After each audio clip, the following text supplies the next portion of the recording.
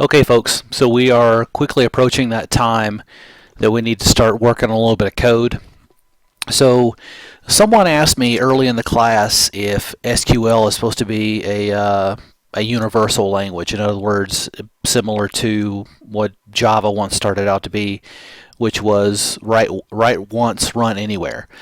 And the answer is that SQL is supposed to be like that, but unfortunately, it's not. So the the code that's in the book differs from what we can run in our environment on Nova. So I've kind of gone through this code. If you take a look at figure 4-6 on page 162 in your text, this is the beginnings of the database that we're going to create for our system, the Pine Valley Furniture. So let's take a look at that, and I'll show you the code that you need to use here in just a sec. Okay, so we've used Nova, which Nova is the server that we log into, and that's going to be the case no matter what. So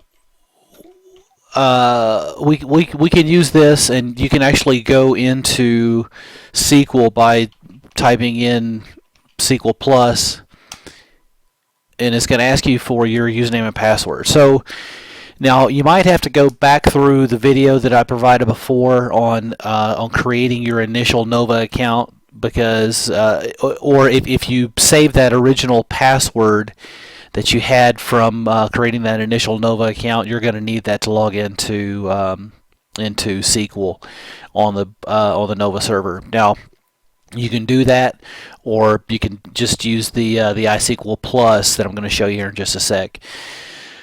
But you can still use Core FTP to transfer files if you choose to do that.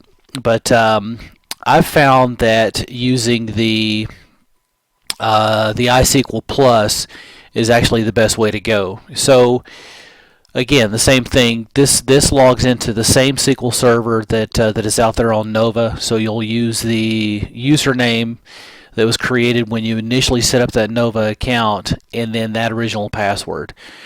So let me type that password in just a sec. So when you log in, this is the interface for SQL Plus, for iSQL Plus, which is an Oracle database management system. So Oracle is different from MySQL, and it's different from SQL Server. So again, pardon me, the SQL code is not a write once, run anywhere type of code.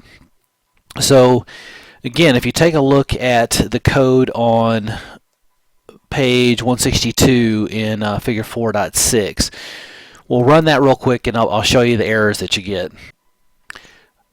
Okay, so this is the original code from figure 4-6. And by the way, I use Notepad++ for any and all coding that I do, because it color codes everything. And when you start writing the code, you go up here to Language and go down to and choose SQL, or if you're writing some C++, you can do C++. I also teach a CMIS320 class with pseudocode, and I've kind of created my own language description to match that syntax out of that text. Really cool tool. So anyway, let's take a look at what happens when we run this code in iSQL Plus. So we'll do Control C, and then go to paste that guy in there, and we'll execute it.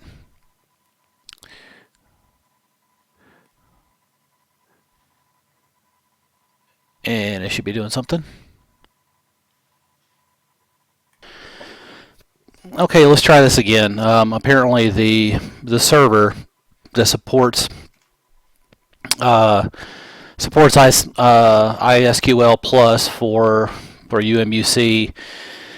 Went down at 9 o'clock this morning. I'll not rant to you guys my frustration with their inability to just duplicate servers, and I mean, it's basic enterprise administration. So anyway, so we'll run this code from the book and see what happens. So you'll see that there are a number of errors that we receive. So I've gone through and modified this code a bit, and I'll send this to you so you guys can see what's going on. Number one, the primary keys are identified differently, this and that. So let's take a look at this and see what happens when we try and run this a little differently.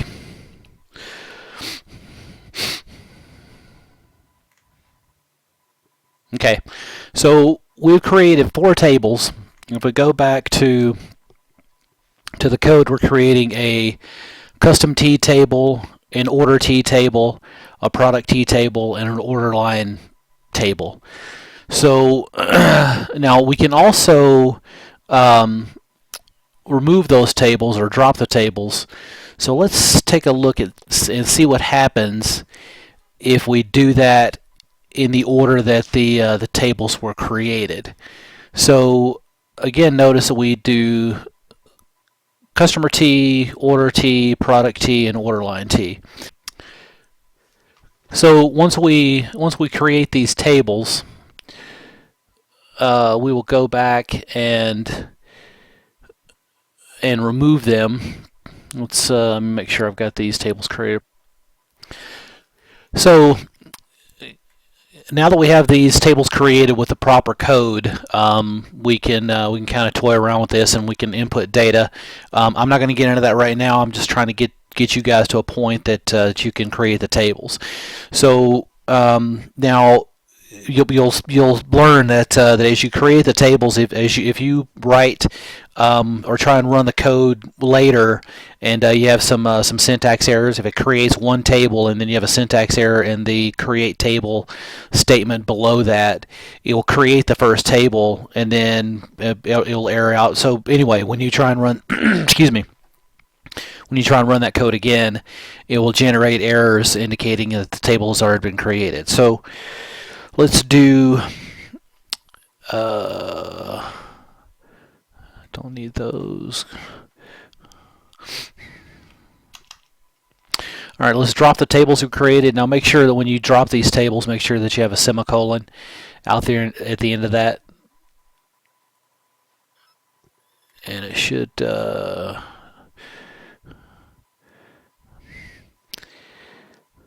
drop those tables for us if the server hasn't gone down again, but we'll see what happens.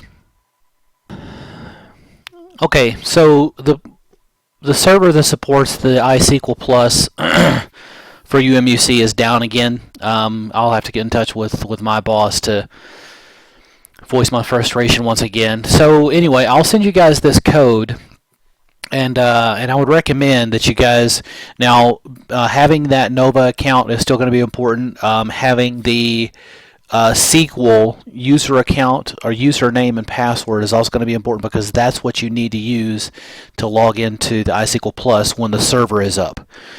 So so kind of toy around with that. Start writing your own code. Start toying around with the code that I'm going to send you, and also compare the code that I'm going to send you to the code that's in Figure 4.6. And you guys toy around with that a bit. Like I said, create your own code. Perhaps go back to some of the old assignments and use the diagrams that we created. Now, and we'll learn very soon that the diagrams that we created, those data diagrams and the ER models, are not necessarily going to translate directly from an entity to a table. So anyway, just kind of toy around with that. Read chapter 4.